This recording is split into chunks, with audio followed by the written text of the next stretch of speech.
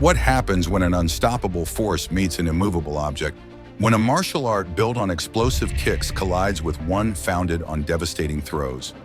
This is what unfolds when Judo and Taekwondo practitioners step into the ring together. One fighter harnesses momentum and gravity, capable of sending opponents flying through the air. The other unleashes a storm of lightning-fast kicks that can knock out an opponent before they even get close. When these two martial arts titans clash, who emerges victorious? Today we'll answer this question through real fights that have put this debate to the ultimate test. Welcome back to Fight Legends Unleashed, where we break down the most intense martial arts matchups in history. Today we're diving deep into 3 explosive encounters between Judo and Taekwondo practitioners. Fights that showcase exactly what happens when these contrasting styles meet in combat. But before we jump into these intense battles, let's understand what makes this matchup so special. Judo and Taekwondo represent 2 very different philosophies of combat. One seeks to dominate through close-quarter throws and submissions, while the other aims to strike from a distance with devastating precision.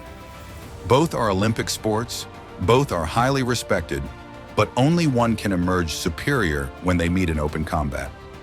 In this video, we'll analyze 3 remarkable fights that pit these styles against each other.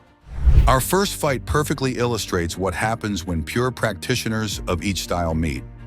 From the opening bell, the contrasting approaches were clear. The Judo fighter, comfortable in the clinch, against the Taekwondo practitioner, trying to maintain distance for his kicks. Round 1 started with both fighters sizing each other up. The Taekwondo practitioner, true to his art, attempted to establish dominance with a high kick. But what happened next demonstrated why pure strikers often struggle against grapplers.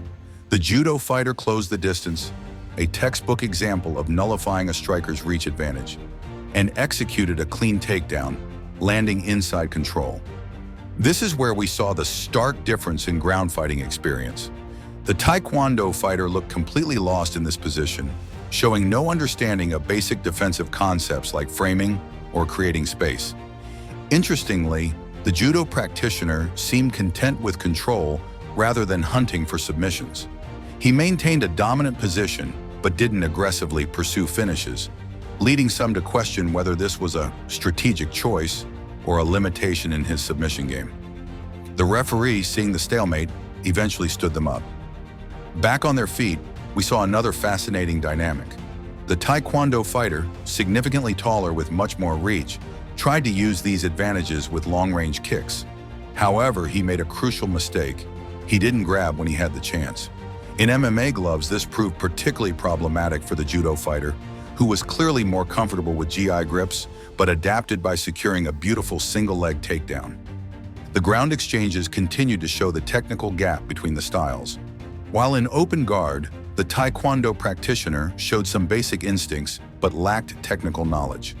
As one expert pointed out, he should grab the ankles.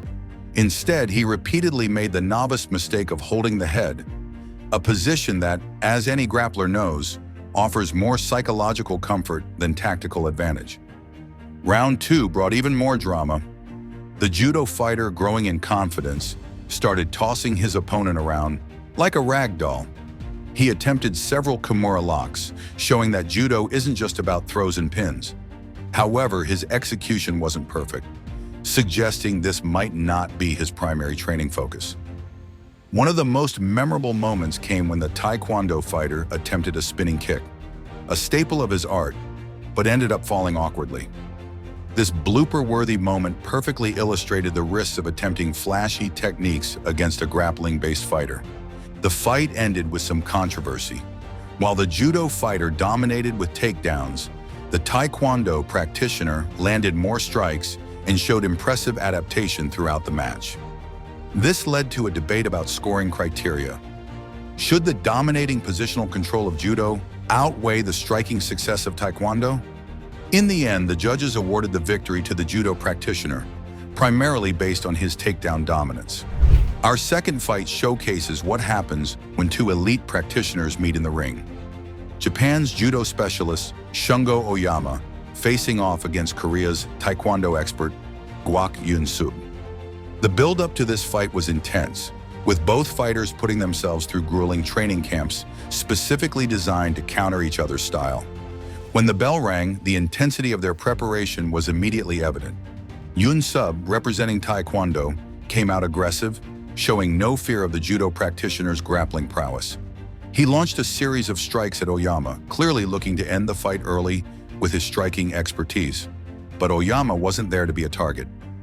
The turning point came when Yun Sub, perhaps too eager to secure victory, overcommitted to an attack. Oyama, displaying the patience and timing that defines high-level judo, seized this moment perfectly. In a display of technical brilliance, he executed a perfectly timed throw, sending Yun Sub crashing to the canvas. But here's where this fight gets really interesting. Unlike our previous matchup, Yun Sub showed he'd done his homework on ground fighting. The moment he hit the mat, he immediately moved to grapple, showing this wasn't his first rodeo on the ground. However, while Yun Sub's ground game showed improvement, he was still playing in Oyama's world. As he attempted to create space and return to his feet, a crucial moment for any striker caught in a grappling exchange, Oyama demonstrated why judo's ground game is often underestimated.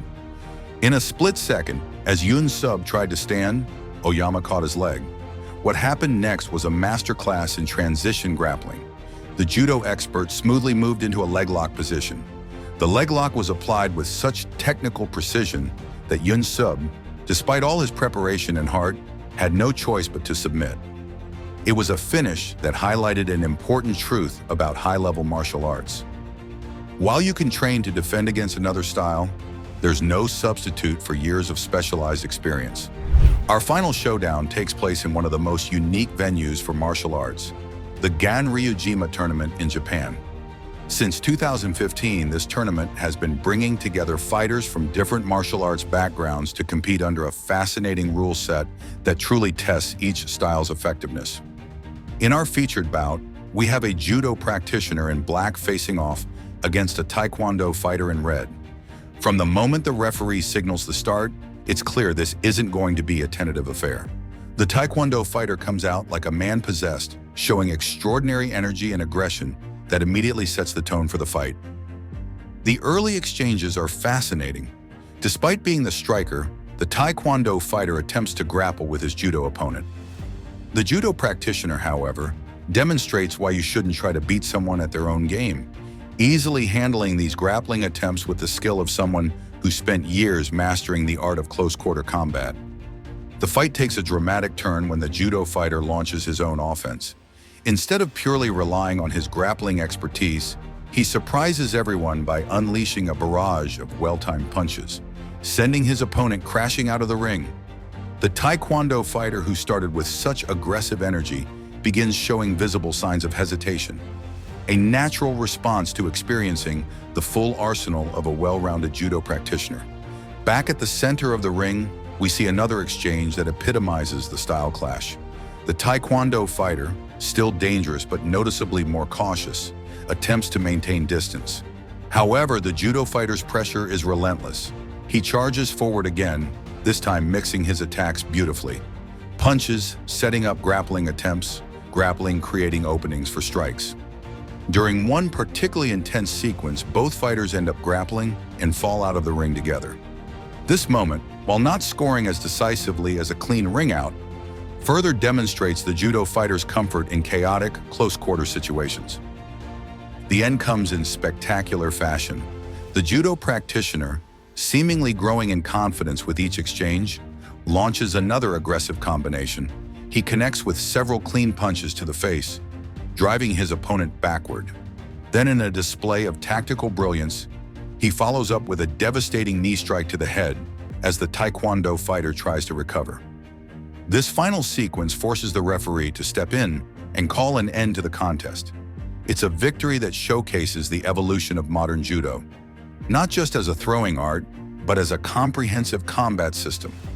The winner demonstrated that while judo's foundation lies in throws and grappling, its practitioners can adapt and succeed under any rule set. So what do you think about these epic clashes between judo and taekwondo? Are you convinced by judo's dominance in these matchups, or do you think taekwondo could prevail under different circumstances? Let us know your thoughts in the comments below, and don't forget to subscribe to the channel.